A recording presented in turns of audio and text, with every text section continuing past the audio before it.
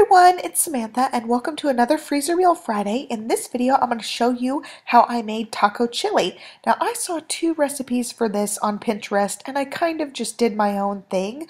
And the way I would describe this recipe is a combination between tortilla soup and chili. So it's got the flavoring of the tortilla soup, it's got all the Mexican flavors in it, but it's thick like a chili, and we served it over corn tortilla chips, and I put cheese on mine. You could top it with anything you want, and you could add whatever vegetables you want. I snuck in some non-traditional vegetables, just like I do with tortilla soup. This recipe is just a great way to sneak in lots of extra veggies for your family, especially if you have people that don't like eating a lot of vegetables. So this is a great one. It's jam-packed full of vegetables the way I made it. So let's go ahead and start this recipe. While I got all my ingredients out, I went ahead and got out this container. This is kind of a follow-up to the chicken pot pie recipe. I told you guys that I was using foil to make more of these so I didn't have to store the containers in the freezer. And this is what they look like. I just was able to stack two of these chicken pot pies into one of these Ziploc containers. I have a little trouble getting the second one out, but there's two chicken pot pies per container. I can just take these out and stick these in a Ziploc bag. I label them with the date and the time. And depending on how big your casserole dish is that you use, you can stick multiple ones in the same bag. I'm able to get 3 of these small, like half size of these Ziploc containers into my bag. So this is 3 servings of chicken pot pie in one Ziploc bag. All I have to do is take one of them out, stick it back in the same container, and just unwrap the top of the foil, and then I can bake it. So it's super duper simple. It takes up way less room this way versus having all the containers in the freezer. So I just really wanted to show you guys how I'm really maximizing my freezer space. So let's go ahead and jump into this recipe now. I'll show you all the ingredients I'm going to be using. I did have to do a quick grocery run. I needed some more gallon baggies and also the corn chips for this. They're just like Fritos, but they're the store brand here. Then I've got a bag of frozen corn. I'm going to be using some canned things. I've got some canned of diced green chilies, and I pulled out more of these from the pantry. And then I also have these giant cans of rotel, and these are like 2.5 cans of rotel. And then I have fajita seasoning that I made homemade. It's just in an IKEA canister. I'll have the recipe down below for just a fajita seasoning you can use. I've also got some cilantro, and I had a little bit of shredded carrots left. I wanted to go ahead and include these in one of my recipes just to use them up. I didn't want to waste them. And then the night before, I pulled out some pinto beans from the freezer I had made in the crock pot a while back.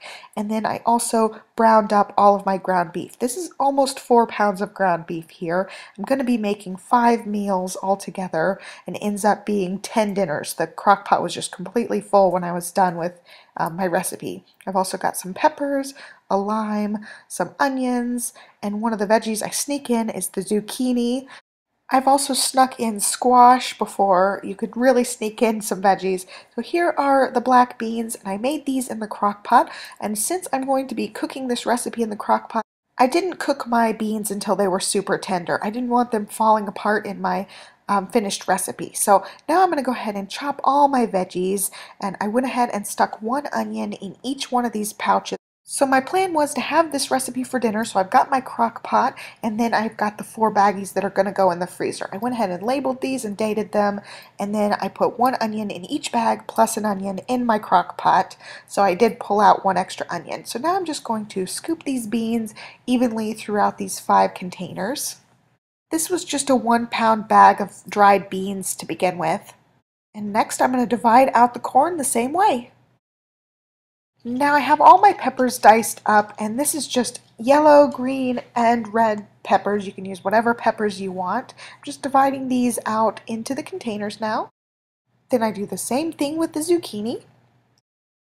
Then the fresh cilantro, and I just finely diced this. I want to mention I do have a knife skills video coming up for you guys. I did film one when I was chopping up all these veggies. I'm not a knife expert by any means, but I get the job done, so I wanted to share my best tips with you guys. Next, I'm just adding in my pinto beans, and I did make these in the crock pot. When I do crock pot beans, all I do is go ahead and stick them in my crock pot and let them soak overnight. Then I rinse them out the next morning and then turn the crock pot on low. By the end of the day, I've got nice tender beans. So you can really save a lot of money by buying the bagged beans. They're way, way cheaper than the canned beans. Next, I'm just using up these shredded carrots before they go bad. If I had had another bag, I definitely would have added some in. This is just another one of those veggies that's really easy to sneak into these kind of recipes. Well, next I'm going to add in my ground beef, and like I said, this is almost 4 pounds. I had browned this up as soon as I got home yesterday, so I stuck it in the fridge, and I'm going to break it up a little bit with a wooden spoon since it is kind of all hardened together now. And I'm just going to divide this evenly throughout all the bags, and the original recipe called for about a pound of ground beef, so this is much less, but I added in a lot of vegetables. So next I'm adding in my fajita seasoning. Like I said, I'm homemade this, but if you want to use a store packet, just add 1 packet of seasoning to each container. I'm using about 2 heaping tablespoonfuls per container, and that was plenty of seasoning for this dish. Next, I juiced my lime, and I'm just adding a little bit of lime juice in each one of these containers. It just gives it a little tiny bit of extra flavoring. I really like lime in my Mexican dishes. Next, I'm adding in the rotel tomatoes, and I bought these big cans. They ended up being cheaper than the smaller cans, and I was going to need a bunch of them, so I just bought the big ones, and I'm doing about half of a big can in each of these containers. It ends up being slightly more than one of the smaller cans, but you could totally get away with just the smaller can. Since I'm making an odd number of dishes, I have a half a can left. I just stuck it in the fridge and used it up during the week.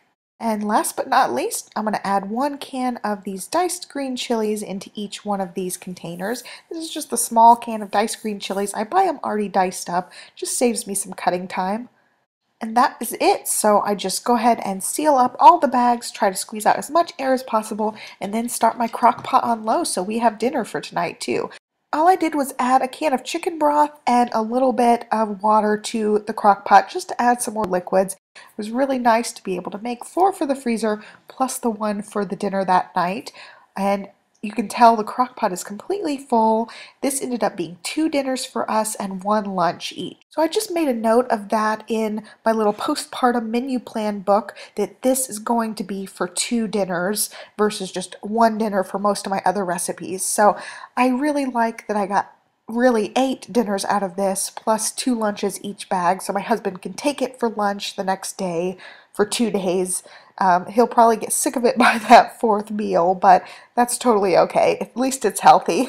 Since I didn't drain out those canned tomatoes, there is a little bit of juice in the bottom of these zipper bags, so I leave them on the counter for just a couple minutes to make sure nothing's leaking, and then I put them in my freezer. And luckily I didn't have any sort of leaks, but you need to be careful with these when you stick them in the freezer so you don't nick the bags and have some leaks. So just keep that in mind since this is a liquidier recipe than my other ones. Also, don't forget to stir up your crock pot ingredients, that way all your flavors get mixed up together. And after about 6 to 8 hours on low, this is what you're left with. It is a little bit liquidy compared to chili. You could add in tomato paste or tomato sauce to thicken it up, but my husband really doesn't like a tomato-based stuff, so I just left it like this and strained out the juice. You can serve it over corn chips or tortilla chips and top it with your favorite toppings like sour cream, avocado, cheese, whatever you like. So I hope you found this recipe helpful and you can use it as a jumping off point for your own taco chili. Like I said in the beginning, you can really do this however you want, use whatever veggies you want, and really make it family friendly for your family. So I hope you guys enjoyed it. Please give this video a thumbs up if you're liking this Freezer Meal Friday, and I'll catch you next Friday with another Freezer Meal video. And don't forget to subscribe so you don't miss a thing. Thank you so much for watching and have a wonderful day. Bye!